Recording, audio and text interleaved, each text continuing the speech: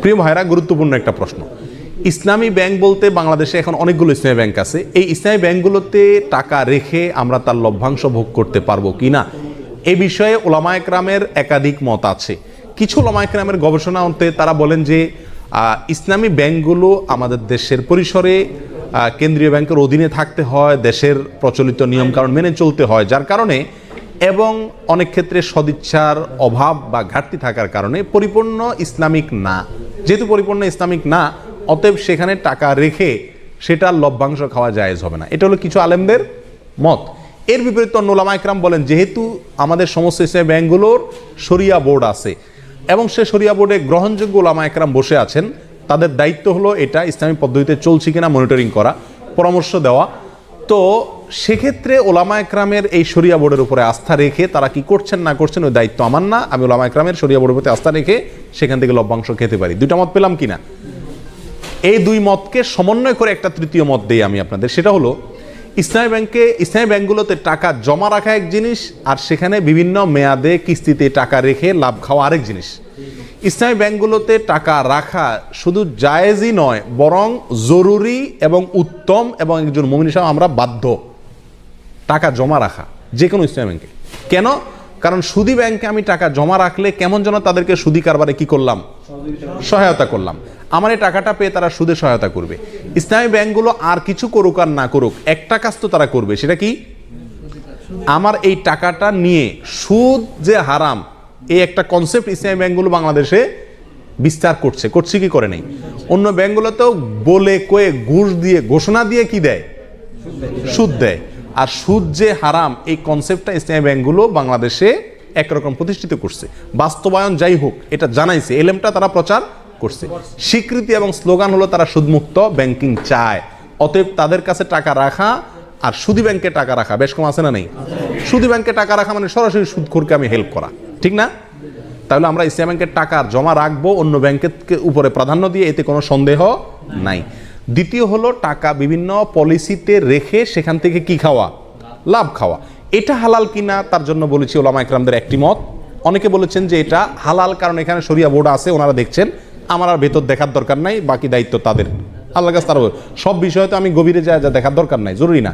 আর সবচেয়ে বড় কথা হলো তারা বলেন মুসলিম হিসাবে আমরা যেরকম মুসলিম, ভেজালও আছে ভালো আছে, ইসলামী ব্যাংকগুলো এরকম দুধের দোয়া না, তাদেরও ভুলও আছে সঠিকও আছে। কিন্তু তারা যেহেতু সুদের বিরুদ্ধে স্লোগান নিয়ে রাস্তা নামছে এবং ওটার বিরুদ্ধে একটা ফ্লো তৈরি করতে চাচ্ছে, অতএব তাদের ওখানে টাকা রেখে হালাল ব্যবসার পলিসিতে টাকা রেখে লাভ খাওয়া মাসে মাসে জায়েজ আছে। এটা হলো আমাদের মত।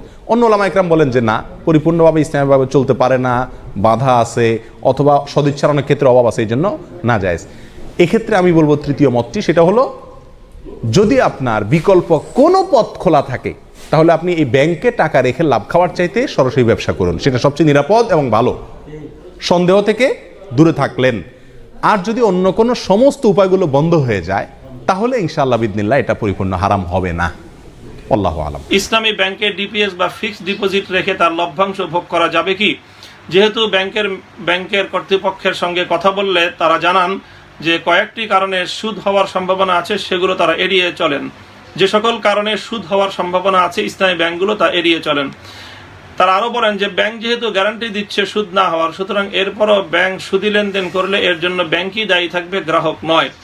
যেমন ইমাম সাহেব যদি উজু ছাড়াই নামাজ পড়িয়ে দেন, ওনার উপর ইক্তেদা করার কারণে মুসল্লিদের কোনো দায়ভার থাকবে না।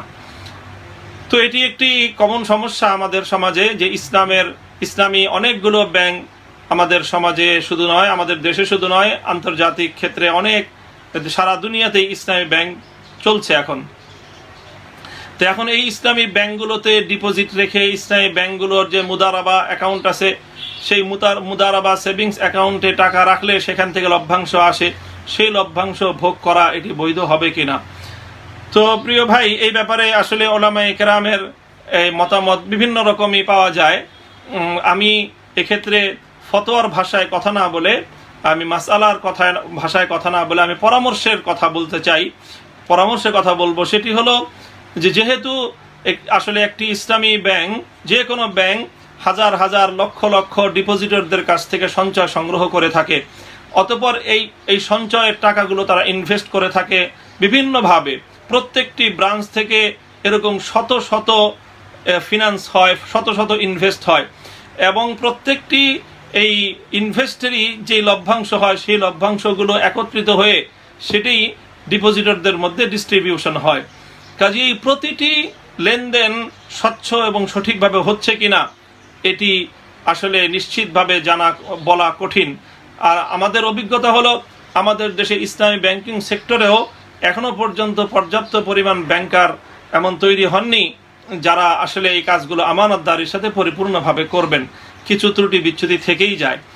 কাজেই এই জন্য কারো পক্ষে যদি সম্ভব হয় ব্যাংকে কোনো ডিপোজিটের লভ্যাংশ ভোগ করা ছাড়া অন্য ব্যবসা বাণিজ্য ইত্যাদির মাধ্যমে সে তার জীবিকা নির্বাহ করবে, তাহলে এই ধরনের, যেহেতু এখানে কিছুটা সংশয় এবং সন্দেহের অবকাশ রয়েছে, এজন্য এই ধরনের ব্যাংকে ডিপোজিট রেখে তার লভ্যাংশ ভোগ করা থেকে বিরত থাকাটাই অধিকতর সতর্কতার কারণ হবে, অধিকতর সতর্কতার পন্থা হবে।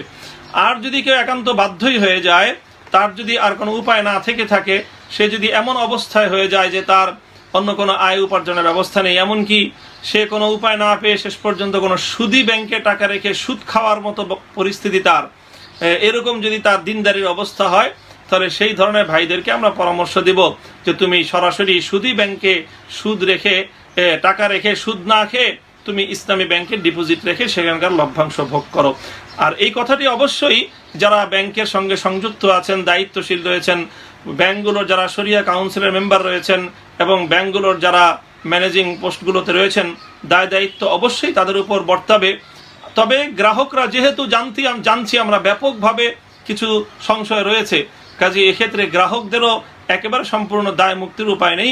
সতর্কতা অবলম্বন করতে চাইলে কেউ এই ধরনের আয় ভক্ষণ করা থেকে বেঁচে থাকাটাই বেশি অধিকতর সতর্কতার কারণ হবে। তবে যারা আমরা এমনিতে টাকা রাখি, ব্যাংকিং কার্যক্রম পরিচালনা করি, তাদের জন্য অবশ্যই এটি উত্তম হবে যে ব্যাংকিং যেহেতু করতেই হয়, ব্যাংকিং কার্যক্রম ছাড়া আমাদের কোনো উপায় নেই। আমি যখনই কোনো টাকা রাখি, আমি কারেন্ট অ্যাকাউন্টে রাখি অথবা সেভিংস অ্যাকাউন্টে রাখি, সেটি ওই ব্যাংকের জন্য একটি লাভের একটা ব্যাংক এটার দ্বারা উপকৃত হয়। কাজে সেক্ষেত্রে আমি সুদী ব্যাংকে, কনভেনশনাল ব্যাংকগুলোতে আমরা ব্যাংকিং না করে ইসলামিক ব্যাংকগুলোর সঙ্গে ব্যাংকিং করাটা এটি আমাদের জন্য ভালো হবে। কাজে এক্ষেত্রে আমরা সুদ এবং সুদী কার্যক্রমকে সহায়তা করা থেকে আমরা নিজেদেরকে রক্ষা করতে পারবো।